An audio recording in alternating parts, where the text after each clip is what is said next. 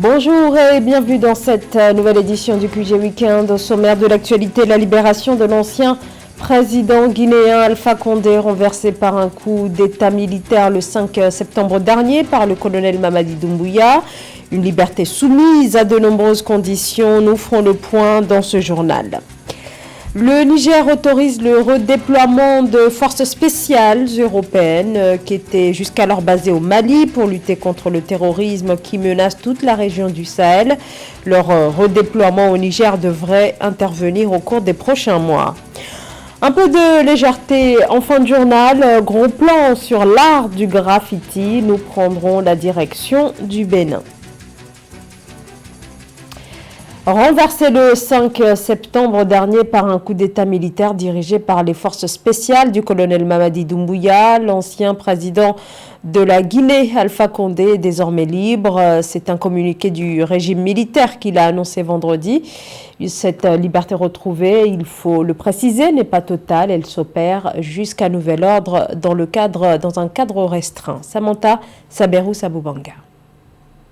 Libération de l'ex-président Alpha Condé. Dans un communiqué lu vendredi 22 avril 2022 à la télévision nationale, la junte militaire a annoncé que Alpha Condé est désormais libre. Une liberté qui n'est pas encore totale, il peut recevoir qui il veut, mais dans un cadre restreint jusqu'à nouvel ordre. Du point de vue judiciaire, ce qu'il faudrait mentionner, c'est une fin de séquestration ou le début d'une fin de séquestration pour l'ancien chef de l'État, le professeur Alpha Condé, parce qu'il n'a jamais été inculpé, il n'a jamais été poursuivi et il n'a jamais été déclaré coupable pour un quelconque fait ou un délit lié à l'exercice de la fonction, ni pour le crime économique, ni pour le crime de sang. Donc l'ancien chef de l'État était juste séquestré par la junte au pouvoir. À travers ce communiqué, le président de la transition rassure le peuple de Guinée et la communauté internationale que la dignité et l'intégrité du professeur Alpha Condé seront toujours préservées conformément à son rang, à son statut et aux vertus de la transition africaine. Je pense qu'il faudrait saluer le geste, mais le geste n'est pas suffisant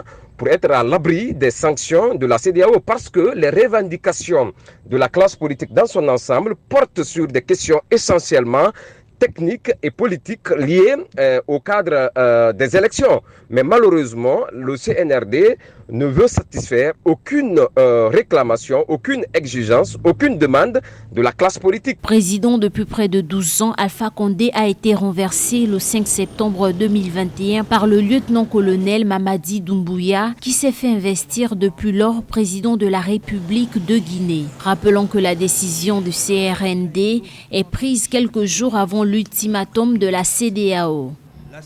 En Tunisie, le parti Ennahda s'oppose au décret présidentiel portant modification de la loi sur l'instance supérieure indépendante pour les élections. Le mouvement estime que cette disposition s'inscrit dans la continuité de la destruction de l'État et parle même de sabotage des acquis démocratiques. Corinna Hunet.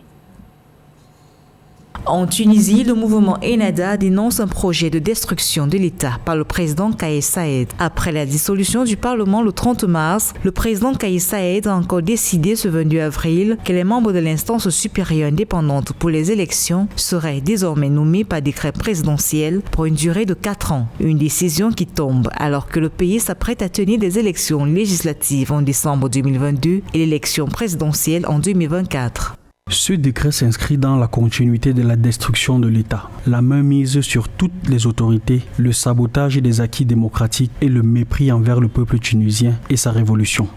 Le mouvement Ennahda était la principale force parlementaire et pilier des coalitions gouvernementales successives depuis la chute du régime du président Ben Ali en 2011. Après le gel du Parlement par le président en juillet 2021, le parti de Rached Ghannouchi avait réussi à réunir 116 votes sur un total de 217 députés en faveur d'un projet de loi visant à annuler les mesures d'exception prises par le président Saied le 25 juillet 2021. Une démarche qui a conduit à la dissolution du Parlement. L'instance électorale ne pouvait pas être la même que celle d'avant, puisque le choix et la composition de cette institution n'était pas à la hauteur. Il était aux mains des partis politiques qui étaient la cause principale de la crise du pays. Il avait tout à fait raison de remettre à plat cette composition et de partir sur une nouvelle base pour que les élections ne soient pas pipées.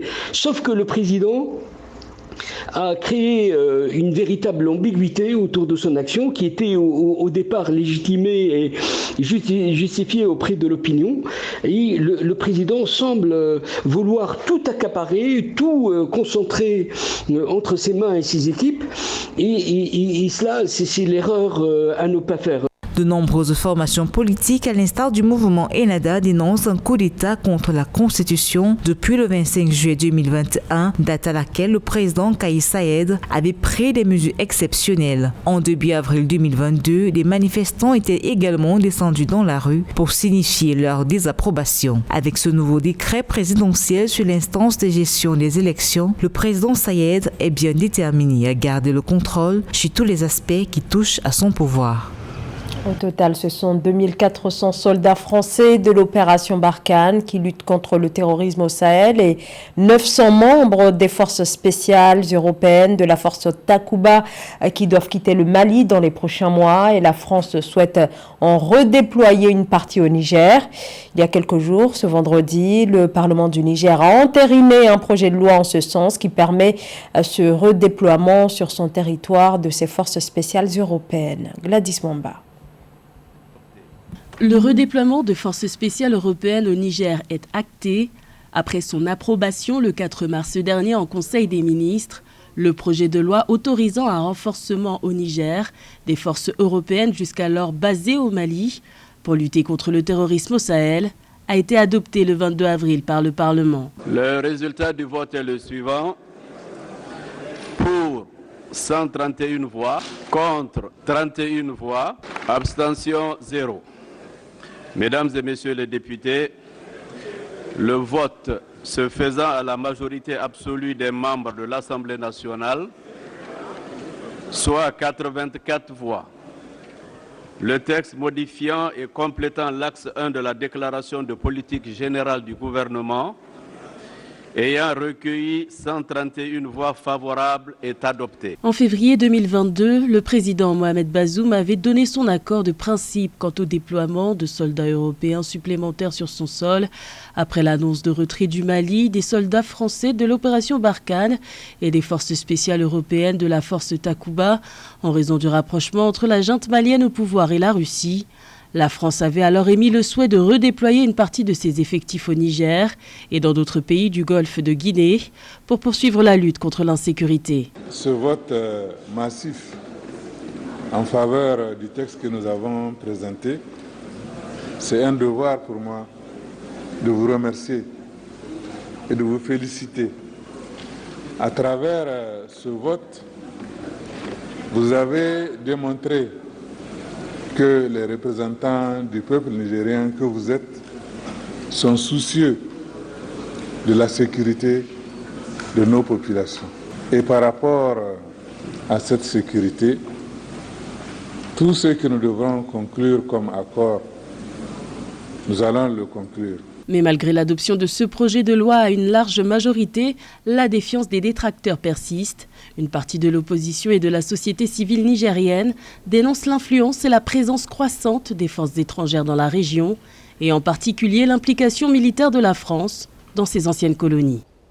Au chapitre économique, le Fonds monétaire international annonce un accord avec le Bénin en vue d'un plan d'aide de 658,4 millions de dollars étalé sur une période de 3 ans et demi. Accord qui doit encore être validé par le conseil d'administration du FMI qui doit se pencher sur le dossier en juillet prochain. L'objectif est d'aider le Bénin à répondre aux besoins de financement pressants et à préserver la stabilité macroéconomique, mais aussi à ancrer le plan de développement, affirme l'institution. Près de 600 millions de personnes sont privées d'électricité. L'Afrique face au déficit énergétique dans certains pays comme le Tchad, la République démocratique du Congo ou encore le Malawi. C'est moins de 10% de la population qui dispose de l'électricité, une situation qui ralentit alors la vie quotidienne des Africains, mais aussi des pans entiers de l'économie. Face aux nombreuses contraintes, des initiatives se développent notamment autour des énergies renouvelables. Gladys Mamba. C'est un projet prometteur pour électrifier l'Afrique rurale. Un mini-réseau solaire a été installé au Malawi, dans le village de Sitolo, situé dans le district de Mchinji, dans la région centrale. Auparavant, cette localité rurale n'était pas connectée au réseau public. L'accès à l'électricité était inexistant. L'installation de ce mini-réseau solaire a donc permis le développement des activités économiques locales. Depuis que nous avons installé le mini-réseau, Sitolo a actuellement 2 moulins à maïs en activité. Ainsi, cela signifie que les gens ne parcourent plus 17 km pour le fraisage. Et maintenant, il y a une installation de traitement de l'huile de tournesol, quelque chose qui a également déclenché d'autres chaînes de valeur. Et je pense que ce que nous avons noté actuellement, par exemple, c'est qu'avec le moulin à maïs, les gens moulent leur maïs ici. Et nous avons vu qu'il y a aussi une augmentation de la production animale, principalement des poulets de chair, ainsi que des choses comme la production de porc et autres. Plus de 80% de la population du Malawi n'a pas accès à l'électricité. Le mini-réseau de Sitolo a donc fait une grande différence dans la vie des ruraux. Ce projet bénéficie à plus de 700 personnes dans 3 villages et surtout aux agriculteurs et entrepreneurs locaux. Je me vois prospérer grâce à ce projet d'électricité ici dans le village de Dawambe. Les jeunes hommes d'ici avaient l'habitude de voyager loin pour les réparations. Mais je suis capable de réparer chaque pièce ici. Le mini-réseau solaire de Sitolo est capable de fournir 263 000 kWh d'énergie par an, une énergie verte qui permet de réduire chaque année l'équivalent de 178 tonnes d'émissions de CO2. Loin des systèmes de réseau centralisés et conventionnels, cette initiative présente l'énergie solaire au niveau des villages comme un moyen plus prometteur d'apporter de l'électricité aux régions les plus reculées d'Afrique. La Compagnie nationale du pétrole de Libye déclare que le pays perd actuellement plus de 550 000 barils de pétrole par jour en raison des fermetures imposées par les principaux champs d'exportation des forces loyales au maréchal Khalifa Haftar ont en effet fermé ces derniers jours des puits et des terminaux. On parle notamment du terminal de Brega, la principale plateforme d'exportation du brut libyen, causant donc des pertes de l'ordre de 40% de la production nationale, un nouveau facteur poussant les cours de l'or noir à la hausse dans le contexte de la guerre en Ukraine. En Afrique, le graffiti se fait de plus en plus remarquer sur les murs des grandes métropoles et nombreux sont les artistes qui veulent changer l'image que beaucoup ont du street art, un art considéré par certains comme du vandalisme et par d'autres comme une véritable expression artistique. Reportage au Bénin signé Lefty Uno. Ils sont venus de divers horizons pour s'exprimer à travers les arts urbains dans le cadre du festival Effet-Graph 8e édition à Cotonou, la capitale économique du Bénin. Cette rencontre culturelle et artistique permettra à près d'une trentaine d'artistes urbains, graffeurs, photographes d'art de révéler le Bénin nouveau par le graffiti et les arts urbains. L'un des objectifs visés est de réaliser une peinture murale impressionnante sur une longueur de 660 mètres sur la clôture extérieure du port autonome de Cotonou. À l'instar de ses pairs, Omar Chimère Diao, artiste graffeur, membre du groupe de graffiti Guinée Ghettographe, s'attelle à examiner le Bénin de demain et ses différentes cultures dans cette exposition collective. Vous voyez ici, j'essaie de représenter la culture béninoise parce que qui dit Bénin dit les Amazones. Les Amazones ont beaucoup fait pour la libération de ce pays. Et derrière, il y a les chevaliers de Gani qui est, selon moi, un des spectacles les plus fabuleux au Bénin. Effet-Graph 8e édition réunit au total 13 nationalités d'artistes africains et internationaux. De nombreux bénévoles engagés participent à ce festival afin d'acquérir des connaissances et renforcer leurs capacités dans le secteur des arts urbains. La présence des femmes bénévoles et artistes demeure effective sur le site. Nous avons ces jeunes filles-là qui sont de la partie et qui assistent la plupart des artistes, nous avons des femmes artistes. En l'occurrence de la France, nous avons Perle Bruxard qui est avec nous, qui est en train de réaliser sa fresque actuellement. Cette seconde plus grande fresque murale africaine sera perceptible au Bénin au plus tard le 12 mai 2022. A noter que du 12 au 22 mai 2022, au Palais des Congrès de Cotonou, le village du festival Effet Graph va s'ouvrir pour vulgariser les disciplines du graffiti et du street art. C'est la fin de ce journal. Merci de votre fidélité. L'information continue sur Africa 24.